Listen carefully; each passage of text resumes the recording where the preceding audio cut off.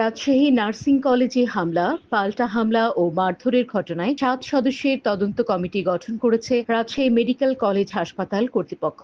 বৃহস্পতিবার দুপুরে এই তদন্ত কমিটি গঠিত হয়। কমিটিকে দ্রুত সময়ের মধ্যে তদন্ত শেষে প্রতিবেদন জমা দেওয়ার নির্দেশনা দেওয়া হয়েছে।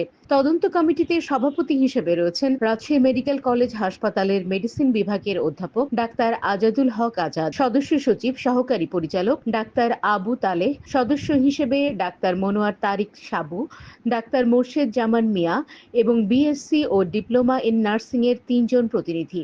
এদিকে বৃহস্পতিবার দুপুর 12টার দিকে মেডিকেল কলেজ হাসপাতাল প্রাঙ্গণে বিএসসি ইন নার্সিং এর শিক্ষার্থীদের শাস্তির দাবিতে মানববন্ধন করেছে হাসপাতালে কর্মরত নার্স ও স্টাফরা। ঘণ্টাব্যাপী অনুষ্ঠিত এ মানববন্ধনে নার্সরা দাবি করেন, গত 13 মে মঙ্গলবার রাজশাহী নার্সিং কলেজে বিএসসি ইন নার্সিং এর শিক্ষার্থীরা পরিকল্পিতভাবে ডিপ্লোমা ইন নার্সিং এর শিক্ষার্থী ও হাসপাতালের স্টাফদের উপর ন্যাক্কারজনক হামলা করে।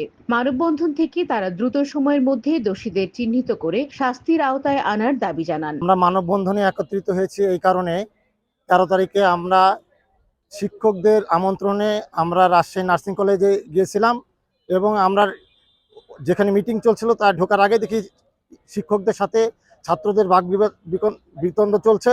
ওই সময় আমরা উপস্থিত হই, তখন তারা আমাদের উপর চড়াও হওয়ার কারণে আমাদেরকে বিভিন্নভাবে তারা লাঞ্ছিত করে, অপদস্থ করে, ধাক্কা মারে।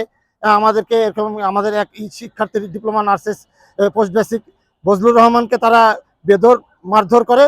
এই অবস্থায় আমাদেরকে তারা এরকমকে আটকায় রাখার কারণে এই সংবাদ মেডিকেল কলেজ হাসপাতালে ছড়ায় পড়ার কারণে, যেহেতু আমরা সিনিয়র 5 জন গেছিলাম ওখানে মিটিংয়ে তাদের সাথে সৌজন্য সাক্ষাৎ করতে। ডিপ্লোমাদের মিটিং ছিল, বিএসসি নার্সিংরা ওই জায়গায় এসে আমাদের উপর হামলা করে। এই প্রতিবাদে আমাদের ছেলেরা আমাদেরকে বাঁচানোর জন্য ওখানে যা বলে যে তাদেরকে বের করে দেন, আমাদেরকে বের করে দেন না, ওখানে তালা মেরে বন্ধ করে রাখে এবং এই পরিস্থিতিতে তারা আমাদের ছেলে মেয়েদেরকেও পরে মারধর করে।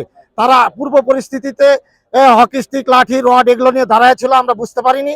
আর এরকম কি তারা মরিচের গুঁড়া, তারপরে গরম পানি এগুলো নিয়ে তারা আমাদের কাছে এরকম কি মারে এবং সবকিছু করতে আমরা বুঝে ওঠার আগে তারা আমাদের 8-9 জনকে বেদরপুর মারে এবং আমাদের 6-7 জন অলরেডি মেডিকেলে ভর্তি আছে।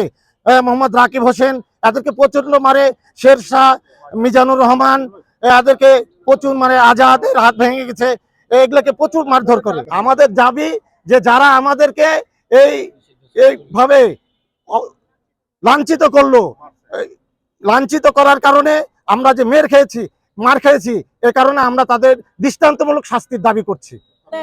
যাদেরকে ছবিতে ভিডিও ফুটেজে দেখা যাচ্ছে, বিশেষ করে ওই মুহূর্তে যাদেরকে ছবিতে দেখা যাচ্ছে তাদেরকে আমরা মনে করছি আওয়ামী লীগের ওনারা ছিলেন, ক্যাডার ছিলেন, এর আগের ফুটেজে আছে, ওনাদেরকে বোঝাচ্ছি। প্রশাসন পদক্ষেপ নিয়েছে যেটা সুষ্ঠু কমিটি করে সুষ্ঠু তদন্ত করে একটা ন্যায্য বিচারের আওতায় আনা হবে।